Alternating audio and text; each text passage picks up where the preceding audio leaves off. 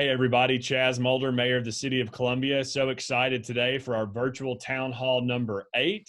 We've had a lot of fun with these virtual town halls over the last several weeks, providing an opportunity to continue to feed you information in the City of Columbia, also to show the transparency and what's going on behind the scenes, especially in a time of crisis, and also to show you the continuity of government, and so that you know that the government still continues to operate even in times of crisis. And even as we see ourselves begin to make the comeback, both from an economic standpoint and medically, we know that there's still sort of uncertain times, and that's why we are bringing you these virtual town halls. So today, virtual town hall number 8, so excited to have one of the City of Columbia's biggest and best partners, that being the Columbia Power and Water Systems. And joining us today, we have its CEO and President, Scott Dahlstrom. Scott, thanks so much for spending some time with us today.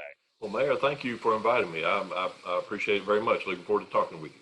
Sure. So, Scott, just to jump in, we know, of course, so many of our businesses in the community have been impacted as a result of COVID-19. That includes Columbia Power and Water, for sure. Talk a little bit about how CPWS has handled operations during this crisis, recognizing that y'all are experiencing similar issues, but y'all are also expected to provide those services that all of us deem essential. Yeah, that's right. Our objective, I guess, if you will, our goal is to operate as normal. We've got to provide the services that we always have, and they've got to be the same quality and reliability that they always have. So that's been our objective through all of this, is to do business as close to normal as possible. Of course, the challenge in that is we want to keep all of our employees safe. They've got to be healthy. At the end of the day, we've got to produce the water. We've got to keep the lights on. We've got to keep the internet up and running. So these things have to be done. We want to provide the same level of service that we always have. So it's been a challenge to strike that balance of keeping everybody healthy and safe according to CDC guidelines and state and local guidelines. So it's been a challenge, but I think we've done a great job at it. And Scott, of course, Columbia Power and Water has approximately 137 employees, most of which are located at the main headquarters off Pickens Lane in Columbia. What has the headquarters had to do in terms of implementing precautions? I know the lobby is closed, but there are other options for folks to interact with CPWS. So what have you done from that perspective? Well, we've actually, one of the things I'm quite proud of for our employees is the changes that they've spun up quickly, within the last couple of months. First things that we've done, just simple stuff, I guess, in the grand scheme of things. We're providing employees with personal protective equipment, masks, sanitizers, whatever they need. We actually, toward the end of March, we actually shut the building down and cleaned it. We've employees that were able to work from home, we allowed them to work from home, set them up with computers and phones and so forth. And we also staggered work schedules. Try to, some people were just on standby at home if we needed them. We just try to keep people separate and apart, but try to keep the work going if we can. So we've done quite a bit, even just trying to interact with customers. Some of the things that we've done there, we put a new phone system in over the past year, so we're able to take quite a bit more phone calls than we have in the past. As far as payments go, we've been able to do online payments, bank draft. We had our drive-through window open. Like I said, the lobby's been closed. But we also spun up some things like just signing documents online, with not requiring people to come in and have to sign things online or sign things in the office. We also set up online applications so people can apply for services remotely, don't have to come here. Some of these things, I hate to say there's a silver lining to all this, but at the end of the day, some good things have come of this, and they're gonna stick around. I think it'll be better customer service in the end. But we've been trying to do what we can, provide same good service we always have, try to make some improvements to take the edge off the difficulty associated with this pandemic. But we're getting there. I think we're doing good. Well, one of the things we talked about, and particularly last week with some of our small business owners, is that it seems like those businesses and entities that have been the most innovative throughout this crisis are going to be the ones that, number one, make their comeback sooner rather than later, but number two, they're going to have some best practices, so to speak, that will likely continue. And so it's good to to hear you talk about some of those best practices that frankly probably will make your organization even more efficient than it already was before the crisis. I was visiting your website before today's town hall, www.cpws.com, for those of you keeping score at home, and found that the website was very informative. And not only does it talk a little bit about the organization and even the history of the organization, I found particularly interesting back in when there was power first began in the city of Columbia, recorded history. But also your website, Scott, has opportunities, sort of as you mentioned, for folks to basically get the full gambit of customer service. Is that right? That's right. That's today's day and age, everything's electronic, and our website. Um, if you don't know where to start our website. It'll tell you everything you need to know, all the different options. I'll even give you some information. We have an outage map there that shows the outages that we currently have going on. And any type of news that's relevant or important, we try to put it up there, try to communicate with people. One thing that I failed to mention earlier, I'm really proud of, is we've stepped up our social media efforts the last couple of weeks, especially during the recent storm that we had, trying to communicate with customers and keep them a little bit better informed. But yeah, our website's a great place. It has everything everybody needs to conduct business, find out a little bit more about us, contact us. It's a great place to start. Yeah, you actually mentioned social media. I meant to bring that up as well. CPWS has done really, really good job lately at social media in terms of providing information and also feeding out sort of contact opportunities, whether or not be giving out your website or your phone number, which is 388-4833, if I read that correctly. And so we appreciate all the ways that y'all are operating in that regard. Since you brought it up, I'm going to jump ahead a little bit regarding outages. One of the most common questions I get when there is an outage is, should I call CPWS? And then they say, well, no, I'm not going to call because surely my neighbor's already called. But actually, isn't it true, Scott, that if there is an outage, while you would still welcome calls if someone wants to call to make the report, more likely than not, y'all are going to know about the outage before you get the call from the customer? That is very true. Most outages, we will know about it before the customer can pick up the phone. Bigger outages, like that storm, for example, we saw it coming just as it was hitting. We saw the outages popping up. Of course, they're going smaller outages. A tree limb will fall across the service. We won't see those. But bigger outages, we have a computer system called a SCADA system. It monitors our substation. And so when breakers trip inside substations, we see that immediately. We've also got our AMI system that when meters lose power, we'll see that. Of course, there are those isolated incidents where for some reason we won't see it, just the way things play out sometimes. So we always encourage everybody to call anytime there is a power outage. But yeah, we are very much aware of outages as they occur. One of the most common arguments my wife and I get into is whenever the power's out, the first thing she wants to do is have me call. And I try to tell her, honey, they already know, but I'll call anyway.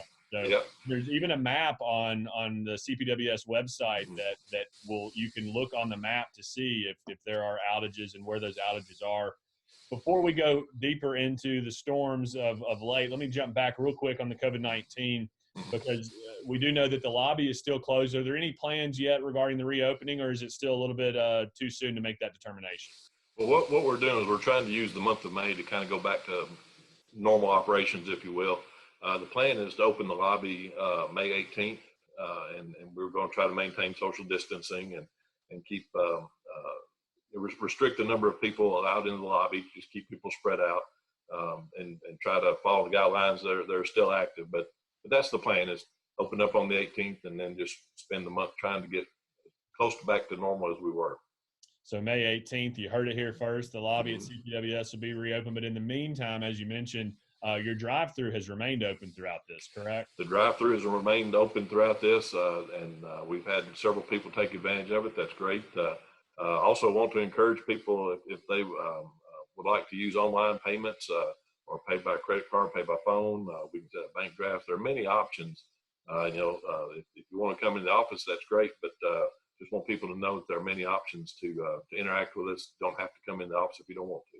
So, Scott, in keeping with the COVID-19, obviously there's been a lot of economic hardship that has been experienced from businesses, but also down to the consumer. And so I know that you've encouraged customers to call if they have any issues or problems regarding their bill, and I guess that would be the advice that you would give to them today. Is that correct?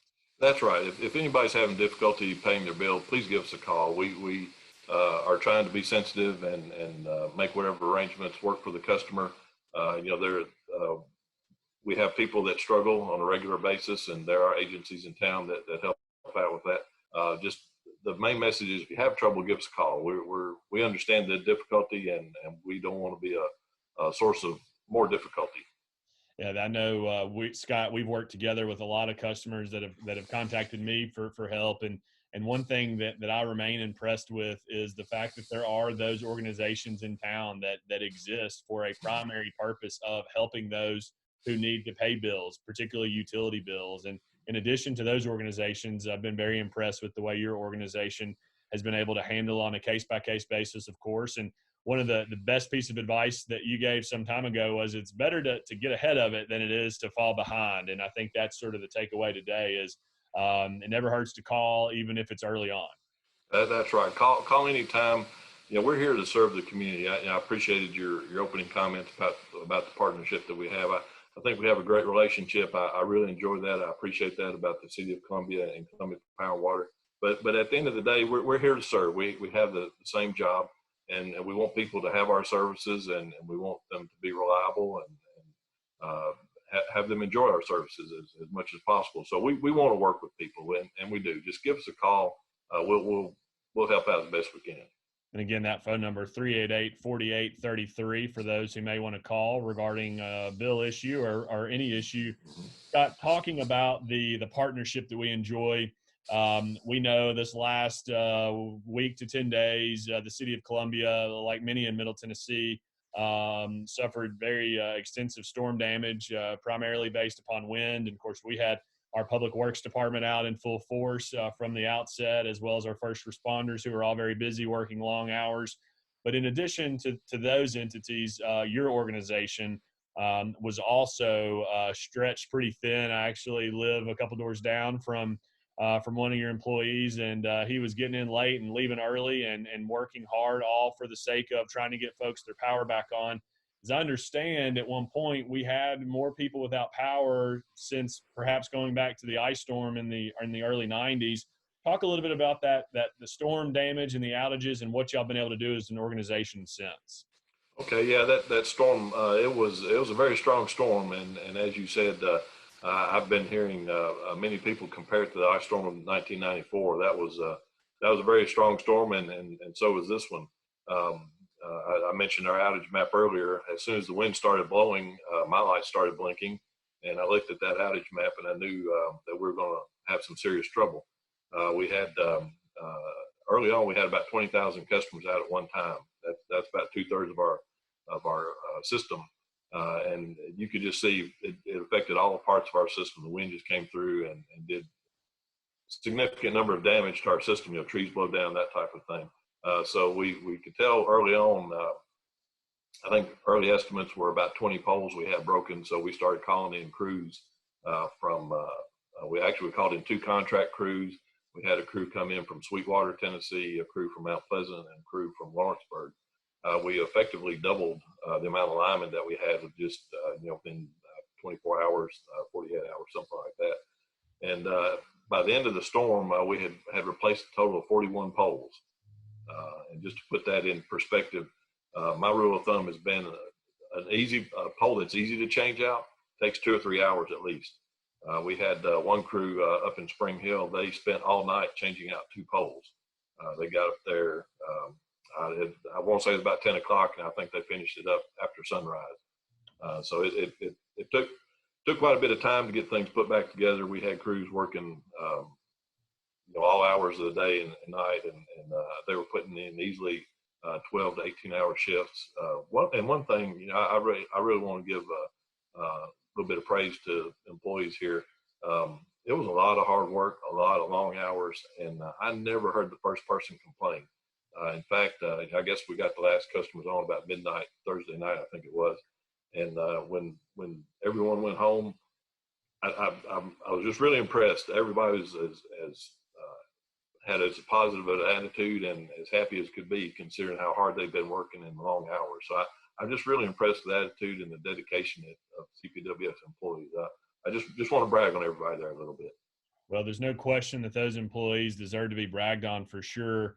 A peak outage of about 20,000 of your customers, and within 4 to 5 days, you had the last customer that had been out return to power. That's pretty impressive, and of course is a testament to your 137 hardworking employees.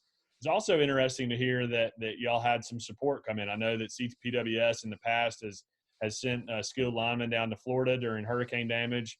You had mentioned that crews have been sent to surrounding communities, including Lawrenceburg last year, to provide assistance. And so it's good to know that favor is returned. It's also a testament to sending people when we're able, because you'll never know when we might need to help ourselves. That's absolutely right. One thing about the utility industry, everybody works together. We all have the same goal. We have the same objective, and we try to help each other out. You never know when you might need a piece of equipment, or as in this storm, you just need help. And everybody is very eager and happy to help each other. So that's one thing I've always liked about the utility industry.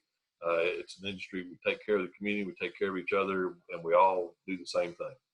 Well, I would totally agree, Scott. If there's two things about CPWS that I admire the most. Number one is its employees and the hardworking employees and the really skill set that is required out there, but also the commitment to the community that CPWS brings.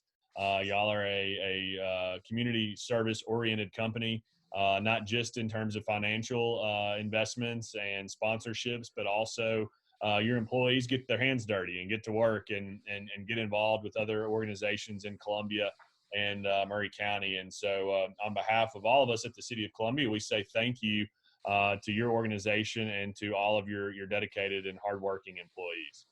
Well, thank you, Chaz. I appreciate that. And I want to thank you for your leadership and the City Council for their leadership. I've been here a little over 2 years, and the longer I'm here, the more I like this community. It's a wonderful community. Everybody works together.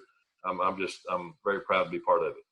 Well, thank you, Scott Dahlstrom, President and CEO, Columbia Power and Water System. We're so glad to have had you today. Again, for those of you watching at home, take a couple of minutes to visit their website, www.cpws.com. I think you'll be glad you did. I think you'll learn a little bit about the organization, and you might even learn about some ways that you can yourself become more efficient with your interactions with Columbia Power. Also, don't forget to like them on Facebook or follow them on Instagram and Twitter, and you'll be in the know as much as anybody. So again, thank you, Scott, for joining us. Thank you for tuning in. Virtual Town Hall number 8 is now concluded. And until next time, stay safe, everybody, and we'll see you soon.